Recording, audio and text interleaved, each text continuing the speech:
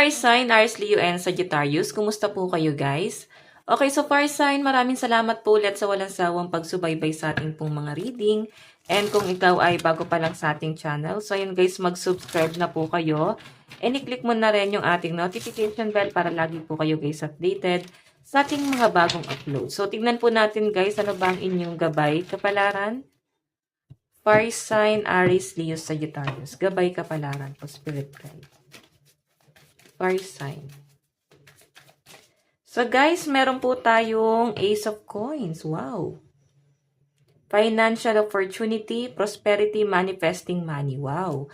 Yung iba sa inyo guys na may minamanifest or kung gusto niyo daw guys na magkaroon pa or lumago pa daw ang inyong hanap buhay. So ayan guys, i-manifest nyo na yan guys. No? Parang ito yung magandang araw, panahon para i-manifest ang inyong kaperahan.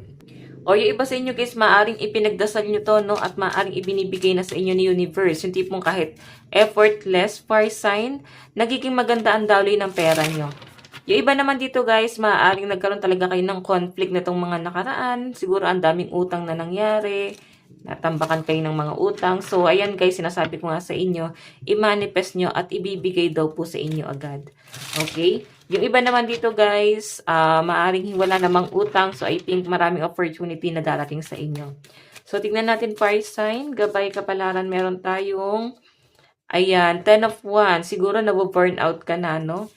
Kasi talagang nagkakaroon ng ups and down pagdating sa daloy ng pera ng mga fire sign. Or pwedeng nahihirapan na kayo na magpaulit-ulit sa pamilya na para bang magtipid muna kayo, mag-budget muna tayo, babudgetin muna natin yung titiran natin pera kasi siguro fire sign, matagal pa, no? Matagal pa yung dating ng inyong pera or pwedeng sahod. Okay? Kasi ito guys, sa 10 of Wands, maaaring may para bang nagde-demand sa inyo, naririndi ang mga fire sign, nagde-demand ng pera. Ayan. So, tignan pa natin fire sign.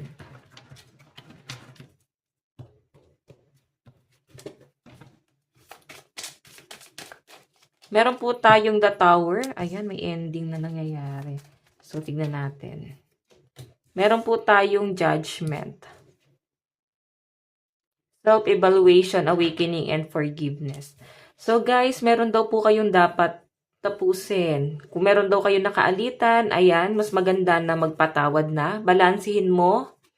Diba? Balansihin mo rin dito daw, fire sign, kung saan ba yung pagkakamali o ano ba yung tamang nangyari. Yun yung pinapakita sa akin. So, fire sign, ayan. Balansihin mo yung sitwasyon mo ngayon.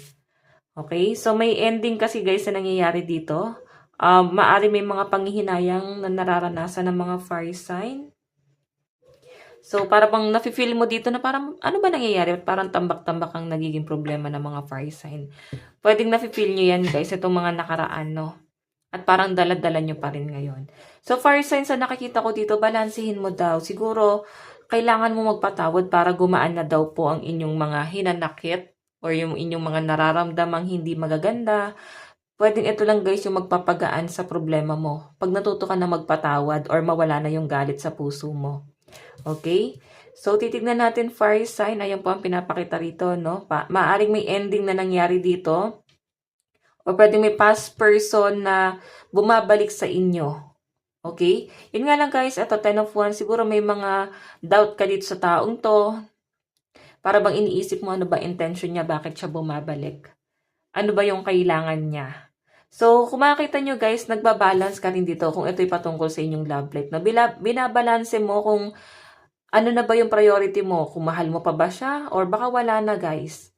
Okay? Patawarin mo na lang tong taong to guys, pero sa nakikita ko sa inyo, wala na dun yung love.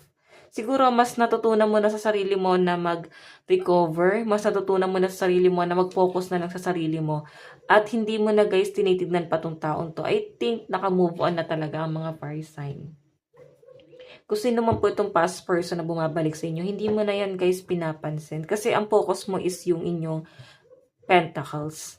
Okay? Pero naninimbang ka pa rin. Yung iba sa inyo guys naguguluhan, siguro may ibang taong gumugulo sa inyo, iniisip, dito is yung parang gusto niya maayos yung connection yung dalawa. Pinipilit niya guys, no? Pinaparealize niya sa inyo yung mga bagay-bagay. So, tignan natin fire sign. Ano pa pong ipapakita? Fire sign, Aries, Leo, Sagittarius. Ano pang ipapakita?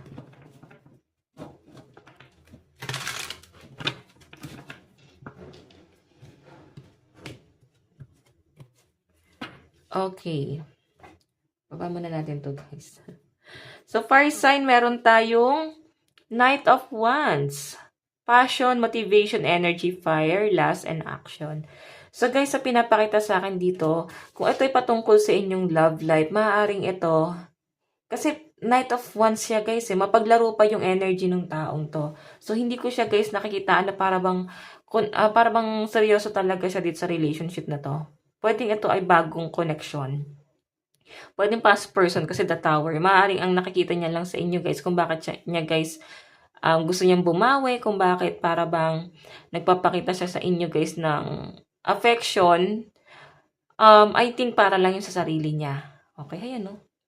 Di ba? Para lang sa sarili niya yun, fire sign. So, kaya nga sinasabi dito, tama yung ginagawa mo, naninimbang ka, at isipin mo kung itutuloy mo pa ba. Okay, kasi the tower eh. The tower. So, tignan mo parang bumangon ka sa hukay. Kumbaga para bang iniwan ka siguro ng taong to ng walang-wala. Iniwan ka niya na para bang ang tagal mong nag-move on. Pinilit mo mag-survive sa buhay mo. So, ngayon nagkakaroon na ng new beginning sa buhay mo. Para bang ngayon siya babalik. Kung kailan mas nakaka-recover ka na, di ba? So, meron po tayong the sun. Meron tayong 2 of cups. And, wow, 10 of cups. So, guys, sa nakikita ko dito, ayan, Knight of Wands, the Sun, 2 of Cups.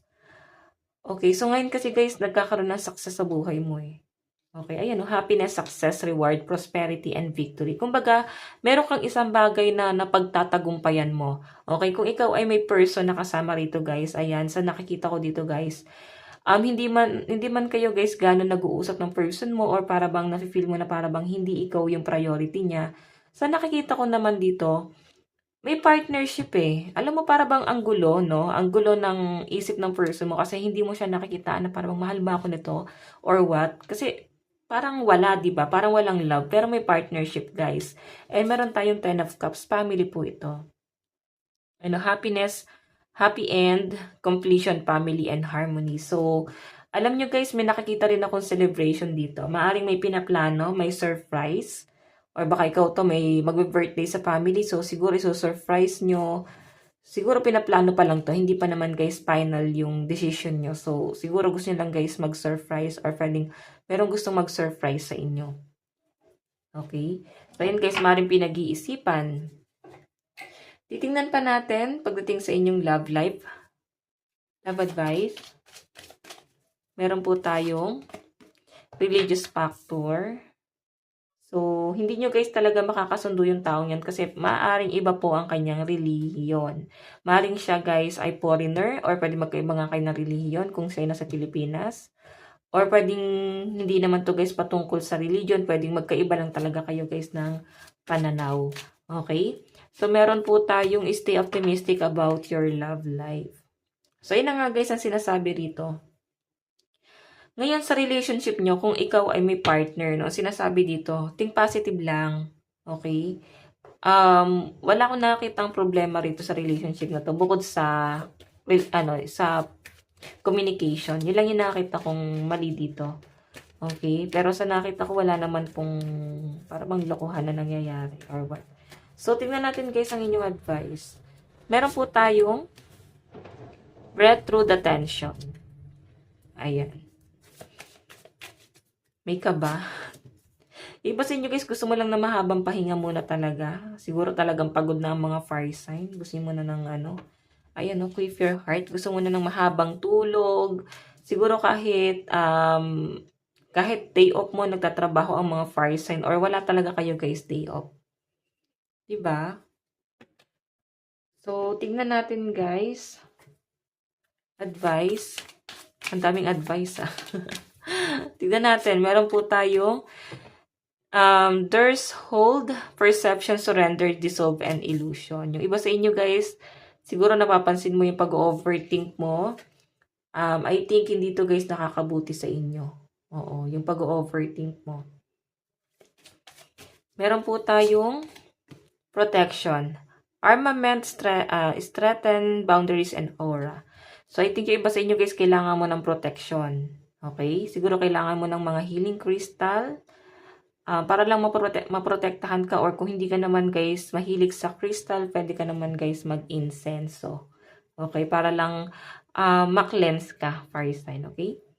So guys, ang lucky number mo is 14 and 8. Ito lang po ang inyong reading hanggang sa muli. God bless and love you all. Thank you.